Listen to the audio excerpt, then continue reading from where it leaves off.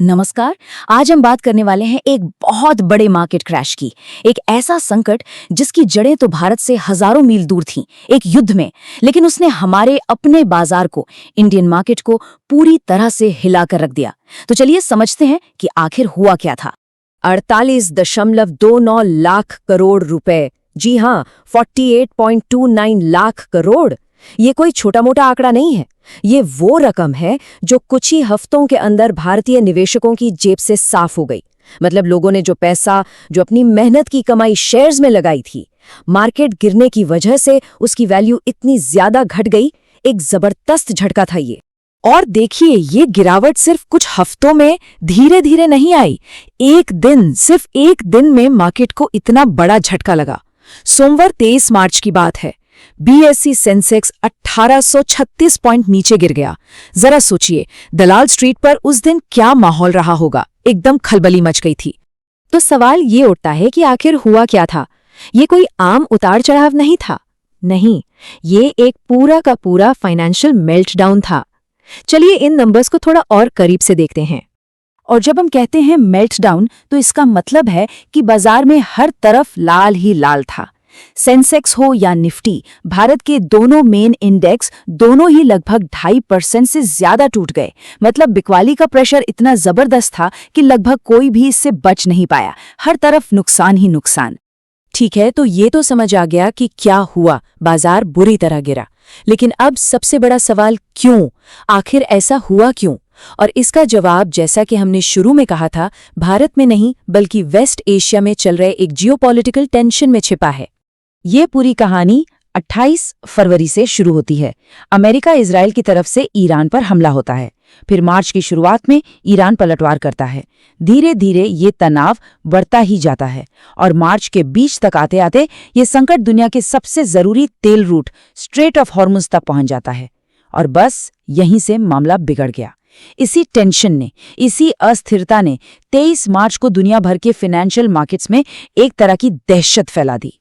तो अब सवाल यह है कि वेस्ट एशिया में हुए इस झगड़े का असर सीधे भारत पर कैसे पड़ा। मतलब एक दूर देश का संकट यहाँ के बाजार को कैसे डुबा सकता है। इसके पीछे 3 बड़ी वजहें हैं। सबसे पहली और सबसे बड़ी वजह थी तेल की बढ़ती कीमतें। देखिए, स्ट्रेट ऑफ हॉर्मुज दुनिया के लिए एक ऑयल हाईवे जैसा है। जब वहां टेंशन होती है तो डर फैलता है कि तेल की सप्लाई रुक जाएगी।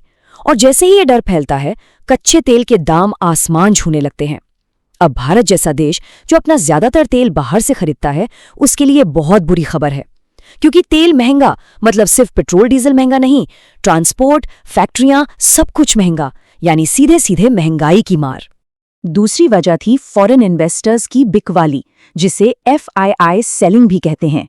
होता क्या है कि जब भी दुनिया में कहीं भी बड़ा संकट आता है तो विदेशी निवेशक, मतलब बड़ी बड़ी विदेशी कंपनियां जो हमारे मार्केट में पैसा लगाती हैं, वो घबरा जाती हैं। वो रिस्क नहीं लेना चाहती और भारत जैसे उभरते बाजारों से अपना पैसा फटाफट निकालना शुरू कर देती हैं। और जब इतना सारा पैसा एक साथ मार्केट से बाहर जाता है तो बाजार का गिरना तो तय है। और ये FII सेलिंग एक और प्रॉब्लम खड़ी करती है, वो है रुपए की कमजोरी। जब विदेशी निवेशक अपना पैसा निकालते हैं तो वो रुपए को बेचकर डॉलर खरीदते हैं, क्योंकि उन्हें अपना पैसा वापस डॉलर में ले जाना होता है। इससे अचानक डॉलर की डिमांड बढ़ जाती है और हमारे रुपए की वैल्यू गिर जाती है। और कमजोर रुपए का मतलब है कि जो तेल हम बाहर से खरीद रहे थे वो अब और भी महंगा हो जाएगा। मतलब एक और मुसीबत। एनरिच मनी के CEO पोनमुदी आर ने इसी बात को बहुत अच्छे से समझाया। उन्होंने कहा कि ये सारी चीजें, मतलब होर्मुज का संकट, रुपया पर दबाव, तेल की बढ़ती कीमतें और विदेशी पैसों का बाहर जाना, ये सब मिलकर एक नेगेटिव साइकिल बना रहे थे। एक ऐसा दुष्चक्र जिसमें बाजार फंस गया था। एक के बाद एक बुरी खबर जिसने मार्केट का सेंटिमेंट पूरी तरह से नेगेटिव कर दिया। और ये जो नुकसान था ना, वो सिर्फ बड़े इंडेक्स यानी सेंसेक्स और निफ्टी तक ही नहीं रुका। इसकी मार तो बाजार के हर कोने में पड़ी। इसका अंदाजा इन आंकड़ों से लगाया जा सकता है। BSE पर 3,700 से ज्यादा स्टॉक्स गिरावट में बंद हुए और बढ़ने वाले कितने थे? सिर्फ 635। मतलब लगभग हर 6 में से 5 शेयर टूट रहे थे। इससे पता चलता है कि गिरावट कितनी जबरदस्त थी। छोटे बड़े लगभग हर निवेशक को नुकसान हुआ। अब अगर सेक्टर्स की बात करें कि सबसे ज्यादा मार कहाँ पड़ी, तो लिस्ट में सबसे ऊपर थे कंज्यूमर ड्यूरेबल्स, मेटल और रियलिटी। इन सब में लगभग 5-5% की गिरावट आई। और इसकी वजह भी सीधी सी है। जब भी माहौल खराब होता है, इकोनॉमी को लेकर डर होता है, तो लोग क्या करते हैं? लोग नई कार, नया फ्रिज या नया घर खरीदने का प्लान टाल देते हैं। और इसी वजह से इन सेक्टर्स की सबसे ज्यादा पिटाई हुई। तो ये तो हुई एक दिन की कहानी, लेकिन अगर हम थोड़ा जूम आउट करके देखें, जब से ये पूरा संकट शुरू हुआ था, तब से लेकर अब तक बाजार की क्या हालत हुई थी, चलिए पूरी तस्वीर देखते हैं। 28 फरवरी से जब ये संकट शुरू हुआ, सेंसेक्स और निफ्टी दोनों ही 10% से ज्यादा गिर चुके थे। और सबसे बड़ा आंकड़ा, टोटल मार्केट कैप यानी बाजार की कुल वैल्यू 463 लाख करोड़ से गिरकर 415 लाख करोड़ पर आ गई थी। और ये जो बीच का अंतर है, यही है वो 48 लाख करोड़ जिसकी बात हमने सबसे पहले की थी। निवेशकों की संपत्ति में इतनी बड़ी सेंध लग चुकी थी। चॉइस इक्विटी ब्रोकिंग के आकाश शाह ने भी पूरे मामले को एक लाइन में समेट दिया। उनके मुताबिक ये जो बड़ी गिरावट आई वो किसी एक वजह से नहीं आई। ये असल में कई चीजों का कॉकटेल था।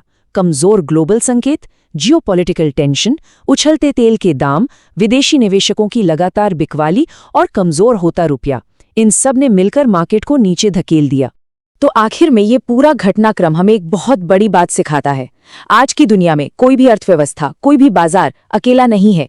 हजारों मील दूर हो रहा एक संघर्ष भी यहाँ के निवेश पर सीधा असर डाल सकता है। और ये एक बड़ा सवाल खड़ा करता है कि इस आपस में जुड़ी हुई दुनिया में लोकल फाइनेंस का असली मतलब अब क्या रह गया है।